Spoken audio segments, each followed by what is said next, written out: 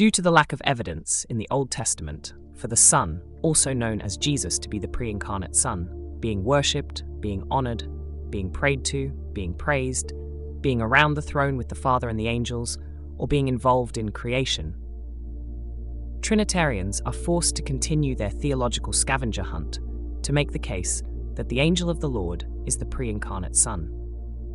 Trinitarians are astonished that they cannot find the Son back in the Old Testament clearly, so they try to hang on to the riddle that Jesus must be the angel of the Lord. Yet, no biblical scripture explicitly supports this idea, and no author in all of Scripture ever tries to make the case that the angel of the Lord is the pre-incarnate Son. To the contrary, the evidence is very clear that if an individual is going to make the case that the angel of the Lord is a single angel, then the most likely candidate to fit this role would be Michael. Here are 7 points that drive this point home. Point 1. Michael in Daniel 12. Title as Great Prince. In Daniel 12 verse 1, Michael is described as the great prince who stands guard over the sons of your people, specifically referring to Israel. This indicates Michael's unique role as the protector and advocate for Israel. Role of advocacy and protection. Michael's role here is consistent with other references in Scripture where he contends for God's people. His designation as a prince ties him to divine authority, indicating his elevated status among the angels. Point 2. Michael in Daniel 10. Gabriel's statement. In Daniel 10 verse 13, Gabriel mentions, "Michael, one of the chief princes, came to help me because I was detained there with the prince of the Persian kingdom." This implies that Michael holds a unique status among angels, specifically as a defender and warrior for God's purposes. Singular partnership. Gabriel's acknowledgement that no one else contends with him except Michael suggests Michael's supremacy and unique authority within the heavenly hierarchy. Point 3.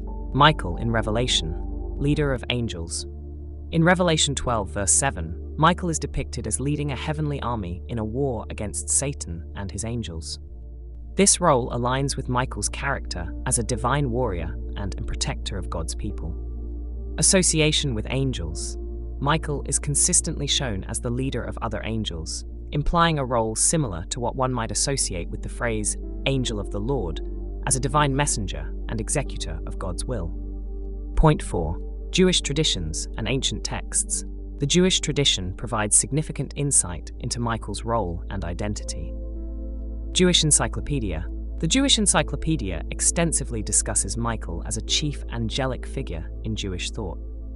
He is described as the protector of Israel and the heavenly intercessor. Worship of Michael. Some traditions indicate that Michael was so highly revered that some Israelites set up places of worship for him, believing he was a direct intermediary between God and humanity.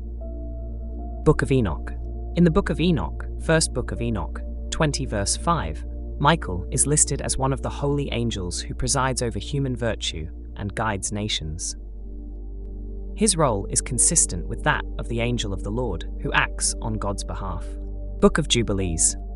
The Book of Jubilees identifies Michael as the angelic figure who mediates between God and Israel, further solidifying his position as the heavenly protector of the nation. Targum and Midrash. In the Targums and Midrashic literature, Michael is often referred to as the high priest in the heavenly temple, underscoring his intercessory role. This parallels the work of the angel of the Lord, who mediates between God and humanity. Point 5. Angel of the Lord. The term angel of the Lord in the Hebrew Bible is used for a divine messenger who often speaks as God himself and executes God's will. The identification of this figure with Michael is supported by the following. Unique role. Michael's role as protector of Israel aligns with the missions of the angel of the Lord, who is also depicted as a protector and guide for God's people. For example, in Exodus 23 verses 20 through 21. Heavenly authority. The angel of the Lord is often described in terms that blur the distinction between the angel and God, indicating a high-ranking, singular figure. Michael's unique designation in Daniel, Revelation, and other texts aligns with this description. Point 6. Counter-argument to the pre-incarnate Son hypothesis. Lack of evidence in the Gospels. The New Testament does not explicitly identify the angel of the Lord as the pre-incarnate Christ. Instead, the focus is on Christ's work and divine mission. Michael as singular angel. Michael is the only angel explicitly described as a protector and advocate for Israel, suggesting his role uniquely aligns with the angel of the Lord. Point 7. Early Christian and Jewish views. Early Jewish beliefs. Early Jewish texts and traditions predominantly identify Michael as the angel of the Lord, with no association with a pre-incarnate Son of God. Veneration of Michael. The high reverence for Michael in Jewish tradition underscores his central role in divine plans, consistent with the attributes of the angel of the Lord. In conclusion, the identification of Michael as the angel of the Lord is a compelling interpretation based on his role as Israel's protector, his unique status among the angels, and the testimony of Jewish and early Christian traditions. While debates about the pre-incarnate Son's identification with the angel of the Lord exist, there is a strong case from scriptural and extra-biblical texts that Michael fits the description of this singular divine agent, especially given his role as Israel's guardian and heavenly leader.